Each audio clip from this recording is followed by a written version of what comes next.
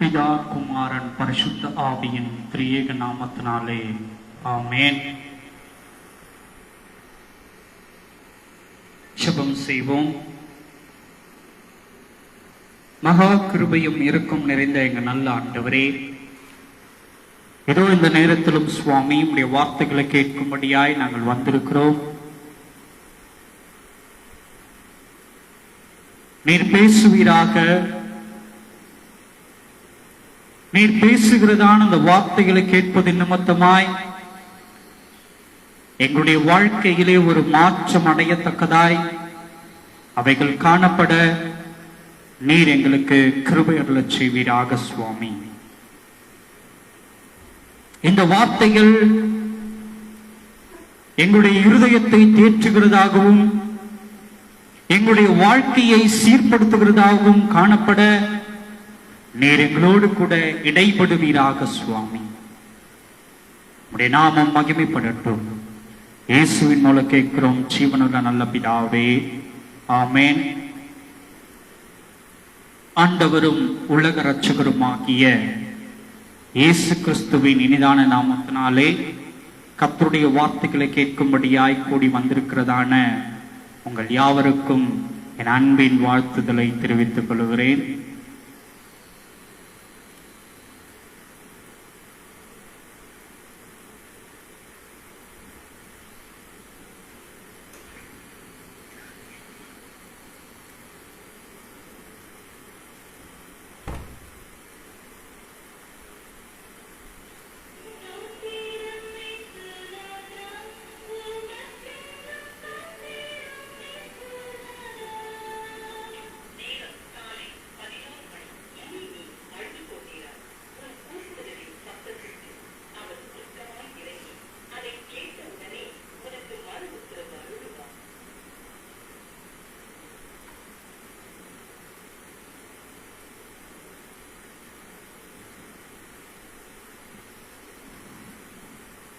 கிறிஸ்துவுக்குள் அருமையான தேவனுடைய ஜனமே,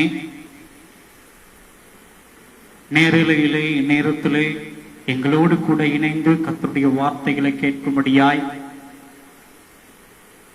பார்க்கும்படியாய் கூடி வந்திருக்கிறதான உங்கள் யாவருக்கும் கூட ஆண்டவரும் உலக இரட்சகருமாகிய இயேசு கிறிஸ்துவின் இனிதான நாமத்தினாலே வாழ்த்துதலை தெரிவித்துக் கொள்கிறேன்.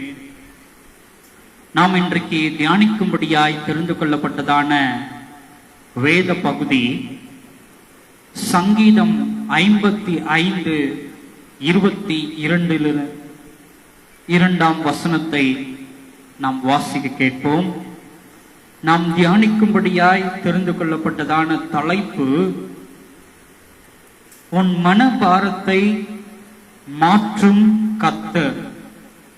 உன் மன பாரத்தை மாற்றும் கர்த்தர் என்கிறதான தலைப்பிலிருந்து நாம் இன்றைக்கு கர்த்தருடைய வார்த்தைகளை தியானிக்க போகிறோம். வாசிப்போம். சங்கீதம் 55:22. கர்த்தர் மேல் உன் பாரத்தை வைத்துவிடு. கர்த்தர் மேல் உன் பாரத்தை வைத்துவிடு. அவர் உன்னை ஆதரிப்பார். அவர் உன்னை ஆதரிப்பார். நீதிமானை ஒருபோதும் தள்ளாட விட்டார். நீதிமானை ஒருபொழுதும் தள்ளட விட்டார். கிறிஸ்துவுக்குள் அருமையான தேவனுடைய ஜனமே,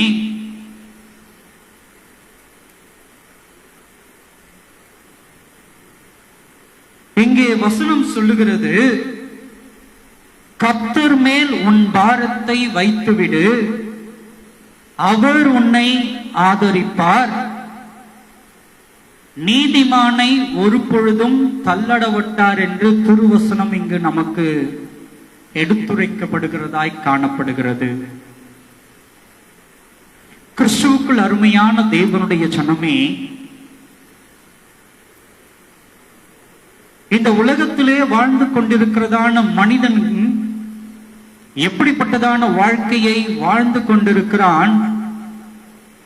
ஒவ்வொரு நாளும் ஒரு போராட்டத்தின் நிமித்தமாய் தன்னுடைய வாழ்க்கையை நடத்துகிற ஒரு மனிதனாய் இன்றைய நாட்களிலே தன்னுடைய வாழ்க்கையை வாழ்ந்து கொண்டிருக்கிறவனாய் காணப்படுகிறான்.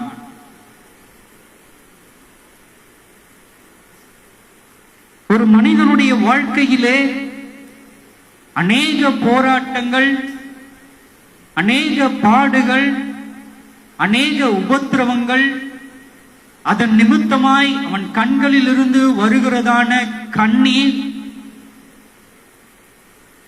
ஒவ்வொரு நாளும் ஒரு மனிதன் இவை எல்லாவற்றையும் சகித்துக் கொண்டு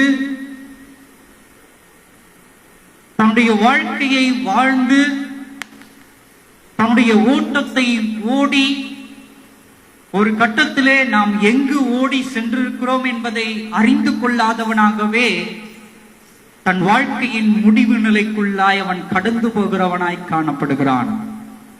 அப்படித்தானே? அப்படித்தானே? ஒவ்வொரு நாளும் தேவனாகிய கர்த்தர் நமக்கு கொடுத்ததான இந்த வாழ்க்கையை அவருக்கென்று வாழ்வதற்கு பதிலாக இப்பிரபஞ்சத்திலே நாம் வாழ்வதற்கு, இப்பிரபஞ்சத்திலே நாம் சுகித்திருப்பதற்கு, என்னுடைய வாழ்க்கையை நாம் அணைத்துக் கொள்வதற்கு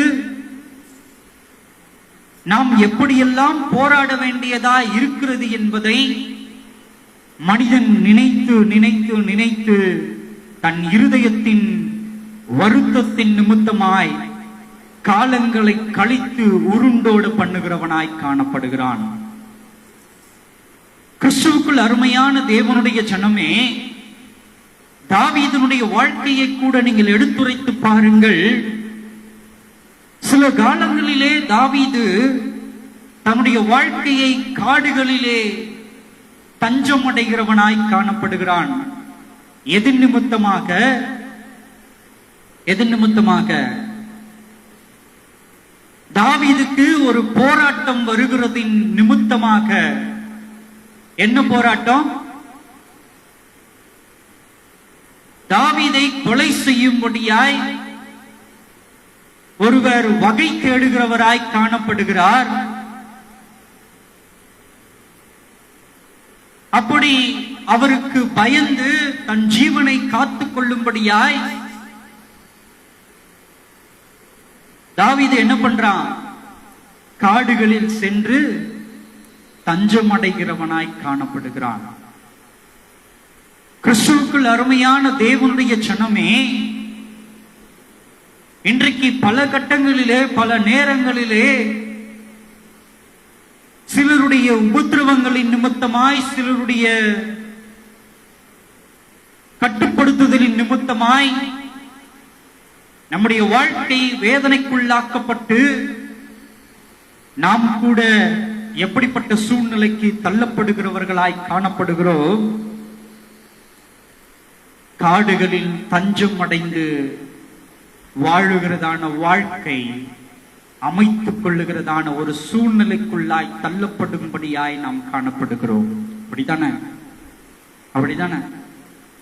சில நேரங்களிலே சில மனிதர்கள் கொடுக்கிறதான உபத்திரவங்களின் நிமித்தமாய், சில மனிதர்கள் கொடுக்கிறதான பாடுகளின் நிமித்தமாய், தாங்க முடியாத மனபாரத்தின் நிமித்தமாய், ஐயோ எனக்கு இந்த வாழ்க்கை வேண்டாம், நான் ஒரு இப்படிப்பட்டதான வாழ்க்கையை வாழ்வதற்கு பதிலாக இப்படிப்பட்டதான ஒரு நரக வேதனையை அனுபவிப்பதற்கு பதிலாக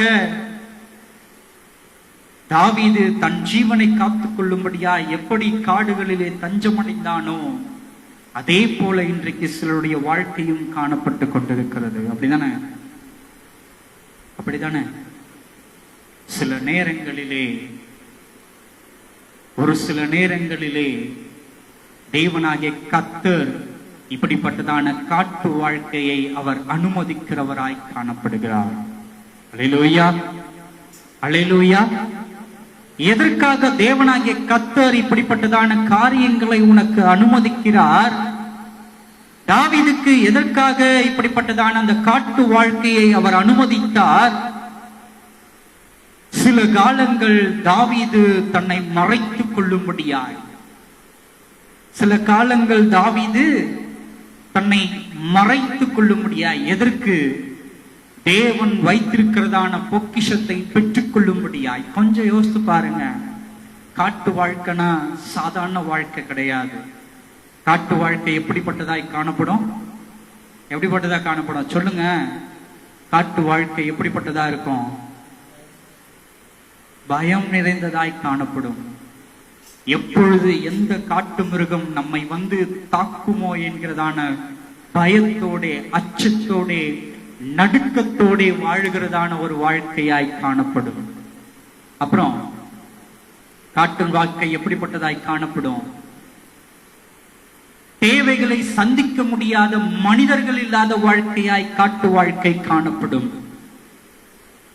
நம் தேவைகளை நாமே தேடி பூர்த்தி செய்து கொள்ளும்படியான வாழ்க்கையாய் காட்டு வாழ்க்கை காணப்படும்.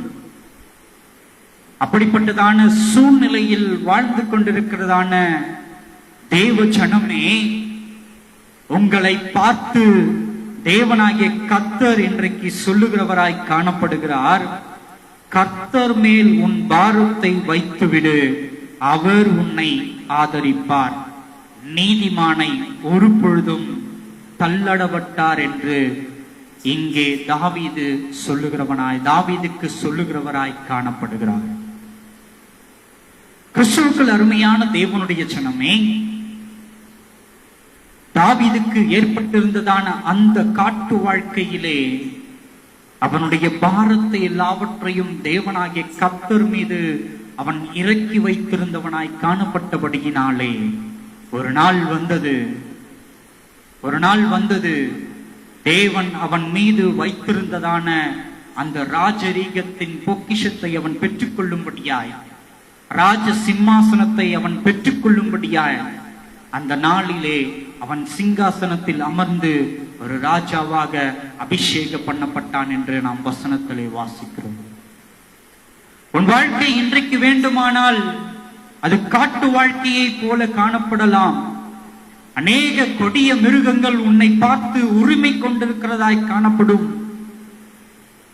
நீ நினைத்துக் கொண்டிருக்கலாம், இந்த மிருகம் என்னை பார்த்து உருமும் பொழுது எனக்கு பயம் மிகுந்ததாய் காணப்படுகிறதே, ஓ என்னுடைய வாழ்க்கை இப்படியே கடந்து போய்விடுமோ என்று உன் இருதயத்திலே நீ நினைத்துக் கொண்டிருக்கலாம். கிறிஸ்துவுக்குள் அருமையான தேவனுடைய ஜனமே, ஒரு காரியத்தை நன்றாய் நீ அறிந்து கொள்ள வேண்டும்.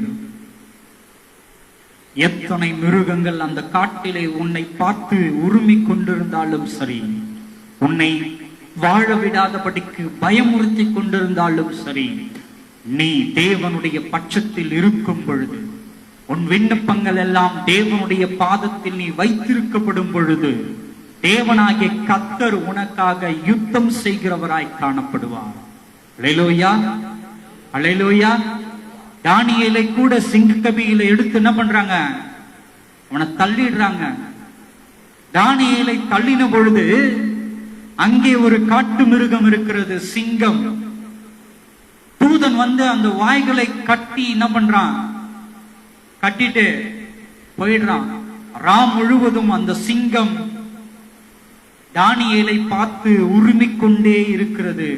ஆனால் தானியேலை ஒரு பொழுதும் என்ன பண்ணல? தானியேலை ஒரு பொழுதும் என்ன பண்ணல? அந்த சிங்கம் கடிச்சு கொதறவே இல்ல. என்ன மட்டும் பண்ணிட்டு இருந்தது? அவனை பயம்புறுத்தும்படியாய் உரும்பிக் கொண்டிருந்தது ராம் முழுவதும். இன்றைக்கு உன்னுடைய வாழ்க்கை அப்படிப்பட்டதான சூழ்நிலைகளின் மத்தியிலே நீ காணப்படலாம். ஒரு காட்டு வாழ்க்கையை போல காட்டு மிருகங்கள் மத்தியிலே அநேகர் உன்னை துன்பப்படுத்துகிறதான வாழ்க்கையாய் காணப்படலாம்.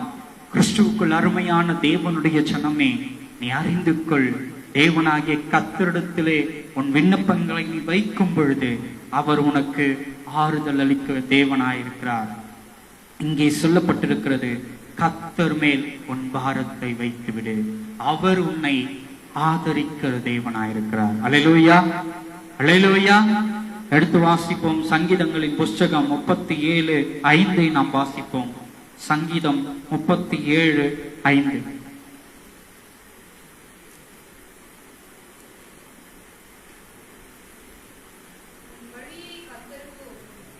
உன் வழியை கர்த்தருக்கு ஒப்புவித்து அவர் மேல் நம்பிக்கையாயிரு,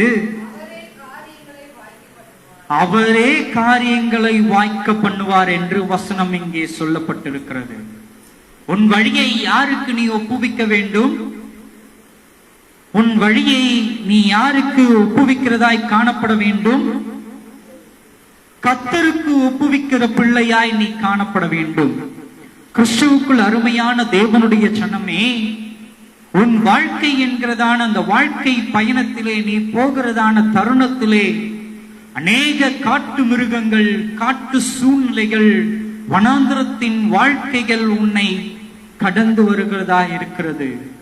இவை எல்லாவற்றையும் நீ கடந்து போக வேண்டுமானால் உன்னுடைய காரியம் எப்படிப்பட்டதாய் காணப்பட வேண்டும் என்று இங்கு வசனம் சொல்லுகிறது. உன் வழியை கர்த்தருக்கு ஒப்புவித்து அவர் மேல் நம்பிக்கையாயிரு, அவரே காரியத்தை வாய்க்க பண்ணுகிற தேவனாயிருக்கிறார். உன் வழியை யாரிடத்துல நீ ஒப்புவிக்கப்பட வேண்டும்? சொல்லுங்க, வாய்களை திறந்து. வழியை நீங்கள் யாரிடத்திலே ஒப்புவிக்கப்பட வேண்டும்? கர்த்தரிடத்திலே ஒப்புவிக்கப்பட வேண்டியதாயிருக்கிறது. கிறிஸ்துவுக்குள் அருமையான தேவனுடைய ஜனமே, இன்றைக்கு நம்மில் சிலர் நம்முடைய வழிகளை நாமே தீர்மானித்துக் கொள்ளுகிறவர்களாய் காணப்படுகிறதின் நிமித்தமாகத்தான் இன்றைக்கு அநேக பிரச்சனைகள் நம்முடைய வாழ்க்கையிலே காணப்படுகிறது. தேவ சமூகத்திலே காத்திருக்க கூடாதபடிக்கு, தேவ சமூகத்தில் காத்திருந்து தேவனிடத்திலே பிரசனத்தை பெற்றுக்கொள்ள முடியாதபடிக்கு சூழ்நிலை ஏன் ஏற்படுகிறது? தேவனுக்கு உன் வழியை நீ ஒப்புவிக்காதது நிமித்தமாகத்தான்.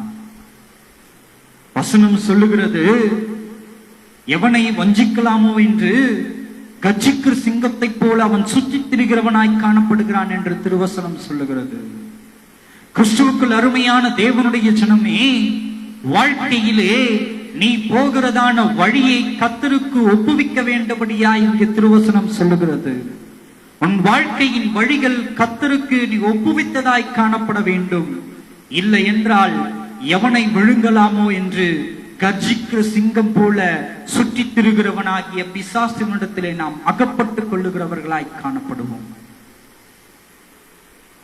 என்ன பண்ணுவோம்? அகப்பட்டுக் கொள்ளுகிறவர்களாய் காணப்படுவோம்.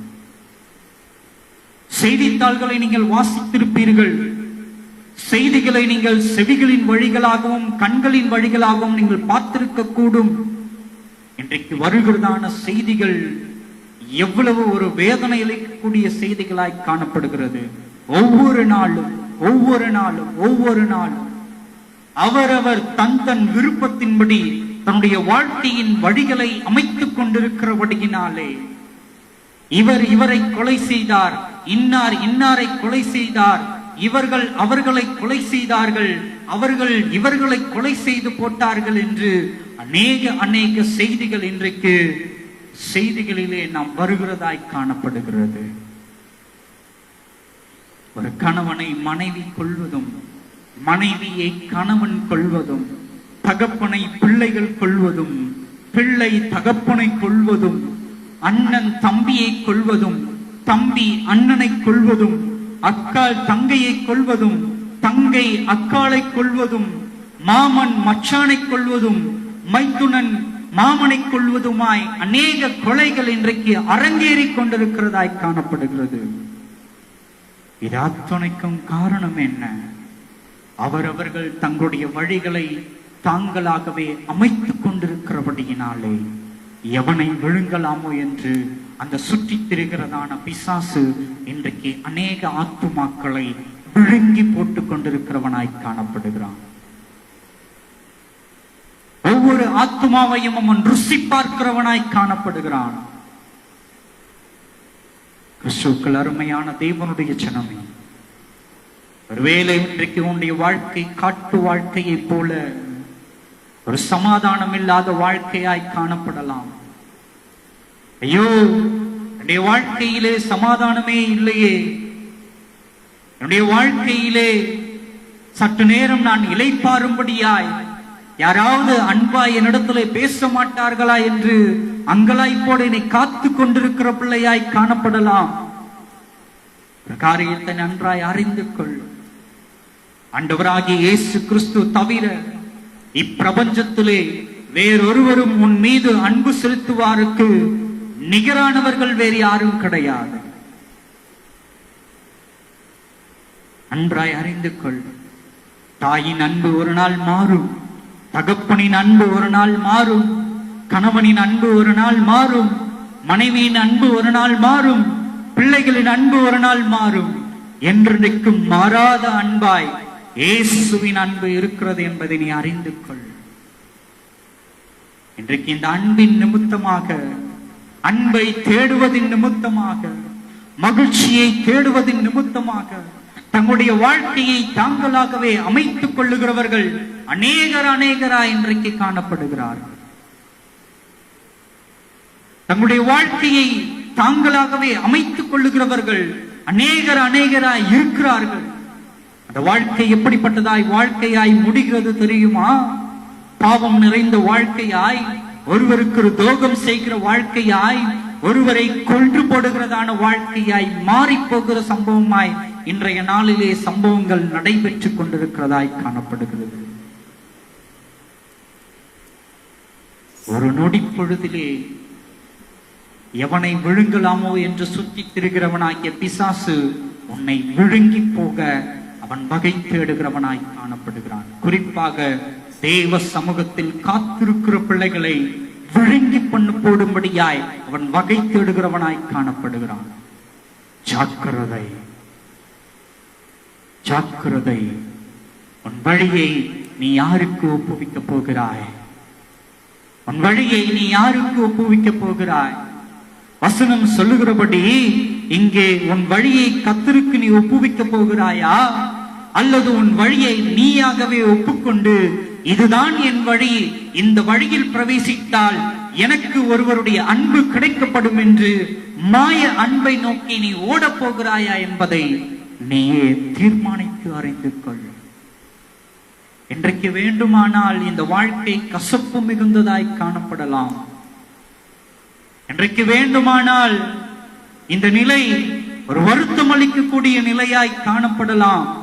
தாவீதுக்கு இருந்தது போல அந்த காட்டு வாழ்க்கை, தாவீதுக்கு காணப்பட்டது போல அந்த காட்டு வாழ்க்கை அவ்வளவு உபத்திரவம் மிகுந்ததாய் காணப்பட்டது, அவ்வளவு ஒரு கொடிய வாழ்க்கையாய் காணப்பட்டது. உன் வாழ்க்கை கூட அதே சூழ்நிலையில் இன்றைக்கு காணப்படலாம். ஒரு பொழுதும் கலங்காதே. இங்கே வசனம் சொல்லுகிறபடி உன் வழியை கர்த்தருக்கு ஒப்புவித்து அவர் மேல் நம்பிக்கையாயிரு, அவரே காரியத்தை வாய்க்க பண்ணுவார். அல்லேலூயா, அல்லேலூயா. உன் நம்பிக்கை அவர் மீது இருக்கிறதாய் காணப்பட வேண்டும். உன் நம்பிக்கையின் அஸ்திபாரம் கன்மலையின் மீது போடப்பட்டதாய் காணப்பட வேண்டும். அல்லேலூயா, அல்லேலூயா.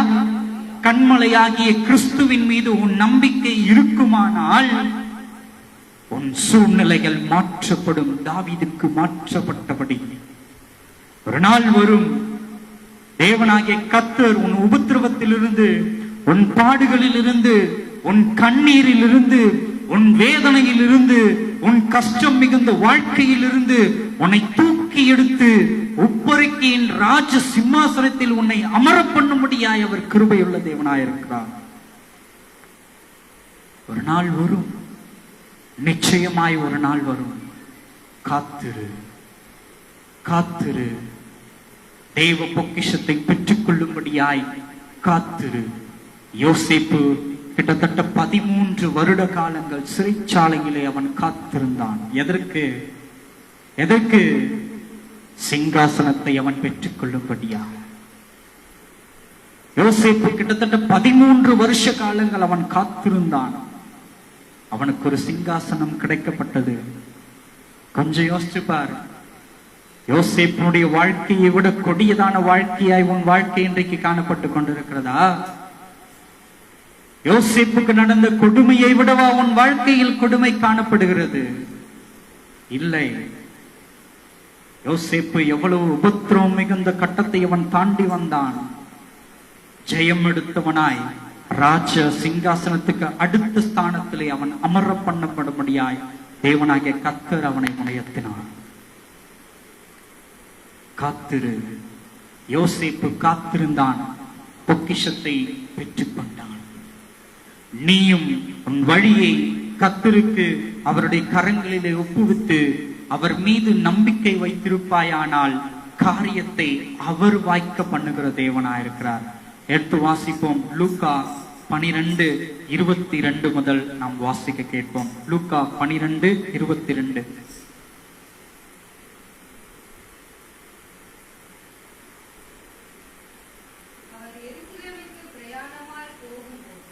அவர் எருசலேமுக்கு பிரயாணமாய் போகும் பொழுது, இல்லம்மா, பின்னும் அவர் சீஷரை நோக்கி, லூக்கா 12:22.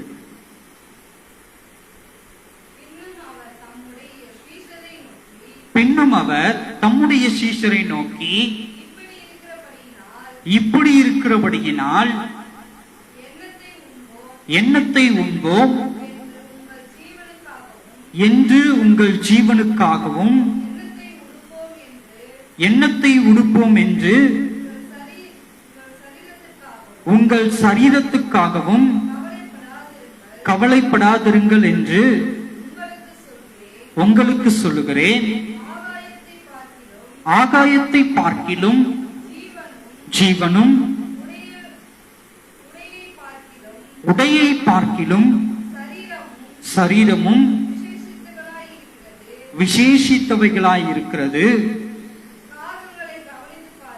காகங்களை கவனித்து பாருங்கள், அவைகள் விதைக்கிறதும் இல்லை, அறுக்கிறதும் இல்லை, அவைகளுக்கு பண்டகசாலையும் இல்லை, களஞ்சியமும் இல்லை. இல்லாவிட்டாலும் அவைகளையும் தேவன் பிழைப்பூட்டுகிறார். பறவைகளை பார்க்கிலும் நீங்கள் எவ்வளவோ விசேஷித்தவர்களாய் இருக்கிறீர்கள். கவலைப்படுகிறதினால்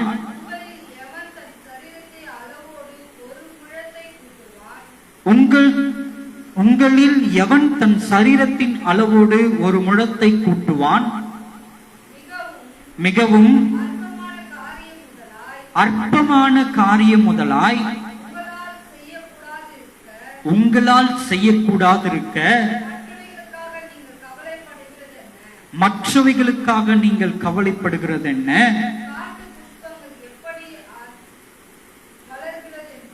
காட்டு புஷ்பங்கள் எப்படி வளர்கிறது என்று கவனித்து பாருங்கள், அவைகள் விழுகிறதும் இல்லை, இல்ல மறுபடியபடி, காட்டு புஷ்பங்களை கவனித்து பாருங்கள் என்று அவைகள் உழைக்கிறதும் இல்லை, நூற்கிறதும் இல்லை, என்றாலும் சாலமோன் முதலாய் தன் சர்வ மகிமையிலும் அவைகளில் ஒன்றை போலாகிலும் உடுத்திருக்கிறதில்லை என்று உங்களுக்கு சொல்லுகிறேன். இப்படி இருக்க அற்ப விசுவாசிகளே, இன்றைக்கு காட்டிலிருந்து நாளைக்கு அடுப்பிலே போடப்படுகிற புல்லுக்கு தேவன் இவ்விதமாக உடுத்துவித்தால் உங்களுக்கு உடுத்துவிப்பது அதிக நிச்சயம் அல்லவா? ஆகையால் எண்ணத்தை உண்போம், எண்ணத்தை குடிப்போம் என்று நீங்கள் கேளாமலும் சந்தேகப்படாமலும் இருங்கள். இவைகளெல்லாம் உலகத்தார் நாடி தேடுகிறார்கள். இவைகள் உங்களுக்கு வேண்டியவைகள் என்று உங்கள் பிதாவானவர் அறிந்திருக்கிறார். தேவனுடைய ராஜ்யத்தையே தேடுங்கள், அப்பொழுது இவைகள் எல்லாம் உங்களுக்கு கூட கொடுக்கப்படும் என்று. போதும் போதும். முதலாவது நாம் எதை தேடுகிறவர்களாய் காணப்பட வேண்டும்? முதலாவது நாம் எதை தேடுகிறவர்களாய் காணப்பட வேண்டும்? தேவனுடைய ராஜ்யத்தை தேடுகிறவர்களாய் நாம் காணப்பட வேண்டும். கிறிஸ்துவுக்குள் அருமையான தேவனுடைய ஜனமே, இன்றைக்கு நாம் எதை தேடிக் கொண்டிருக்கிறவர்களாய் காணப்படுகிறோம்? இப்பிரபஞ்ச வாழ்க்கைக்கு தேவைப்படுகிறதான ஆசீர்வாதங்களை குறித்து தேடுகிறவர்களாய் நாம் காணப்படுகிறோம். ஆண்டவராகிய இயேசு கிறிஸ்து சீஷர்களை பார்த்து அவர் இவ்விதமாக சொல்லுகிறார், காகங்களை கவனித்து பாருங்கள், அவைகள் விதைக்கிறதும் இல்லை, அறுக்கிறதும் இல்லை, பண்டகசாலையில் கொண்டு வந்து களஞ்சியங்களில் சேர்க்கிறதும் இல்லை. அப்படிப்பட்டதான பறவைகளையே பிழைப்பூட்டுகிறதான பரமபிதா உங்களை பிழைப்பூட்டுவது அதிக நிச்சயம் அல்லவா என்று தேவனாகிய கர்த்தர், ஆண்டவராகிய இயேசு கிறிஸ்து நமக்கு வாக்கு கொடுக்கிறவராய் காணப்படுகிறார், எடுத்துரைக்கிறவராய் காணப்படுகிறார். கிறிஸ்துவுக்குள் அருமையான தேவனுடைய ஜனமே, உன்னுடைய மனபாரங்கள் எதை குறித்து இன்றைக்கு காணப்பட்டு கொண்டிருக்கிறது? இந்த உலக வாழ்க்கையை குறித்து தானே. ஐயோ, நாளைக்கு நான் என்ன செய்ய போகிறேன், அடுத்த வாரத்திலே நான் என்ன செய்ய போகிறேன், வருகிற மாதத்திலே நான் என்ன செய்ய போகிறேன், இன்ன தேவைகள் எல்லாம் எனக்கு இருக்கிறதே என்கிறதான ஒரு மனபாரத்தோட குழப்பத்தோட உன்னுடைய வாழ்க்கையை நீ கடத்தி கொண்டே போய்கொண்டிருக்கிறாயா? வாழ்க்கையின் வழியை அவருக்கு நீ ஒப்புவிக்கப்பாயானால், தேவனாகிய கர்த்தரிடத்தில் உன் வாழ்க்கையின் வழிகளை நீ ஒப்புவிப்பாயானால், தேவனாகிய கர்த்தர் உன்னுடைய வாழ்க்கையை வெற்றி சிறக்க பண்ண வல்லமை உள்ள தேவனாயிருக்கிறார். சற்று சிந்தித்துப்பா. ஆண்டவராகிய இயேசு கிறிஸ்து சொல்லுகிறார், ஒரு காகத்தை பாரு, அது எதுக்காக கவலைப்படுதா?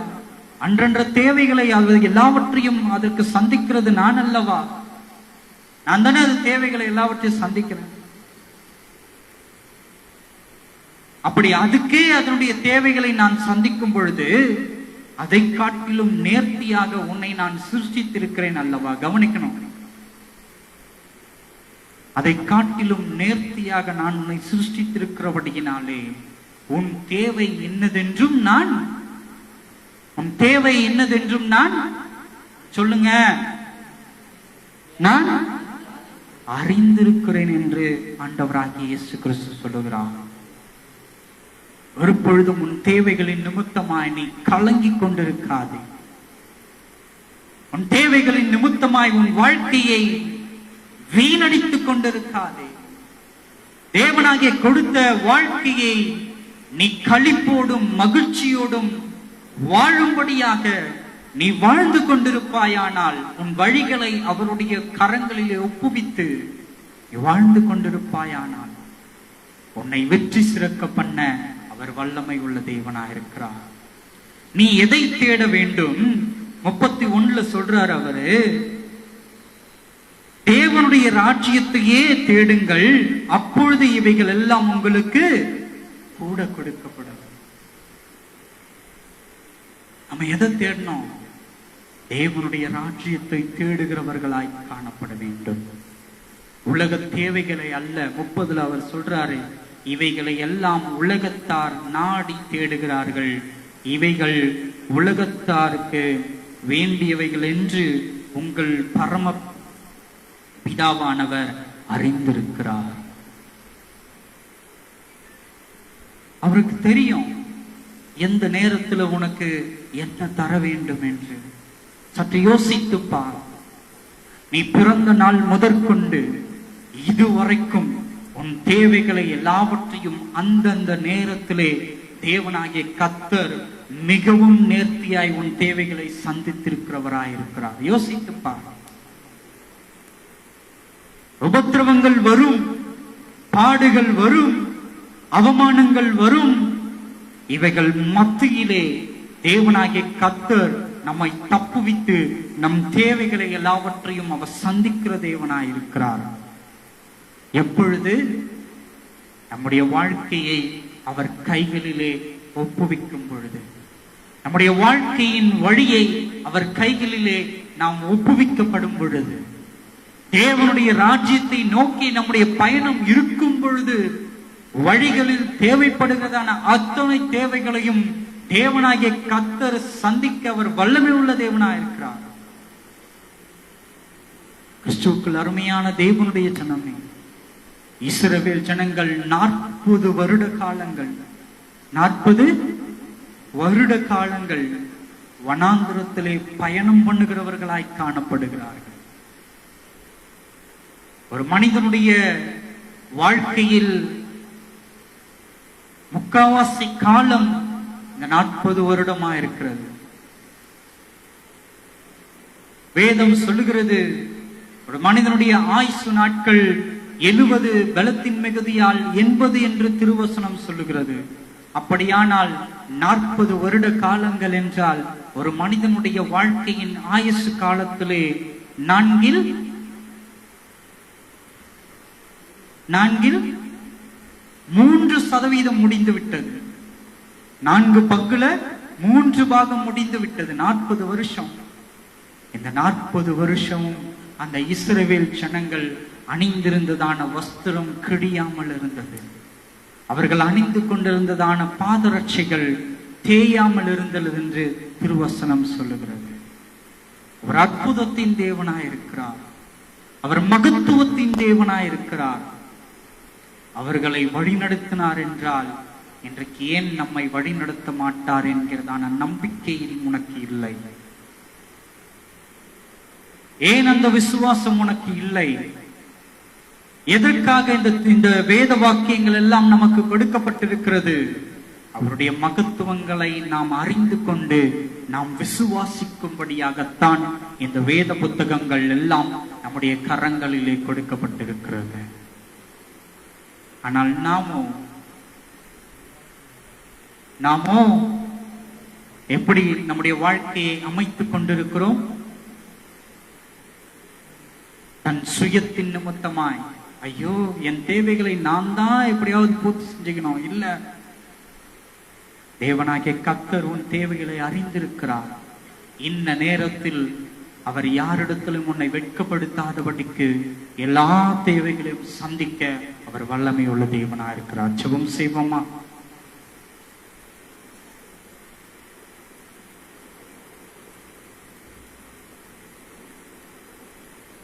சர்வலோகத்தின் ராஜாவை உம்மை துதிக்கிறோம் ஐயா. அப்பா, யார் யாரெல்லாம் இருதயத்தின் பாரத்தோடு, இருதயத்தின் பலவீனத்தோடு,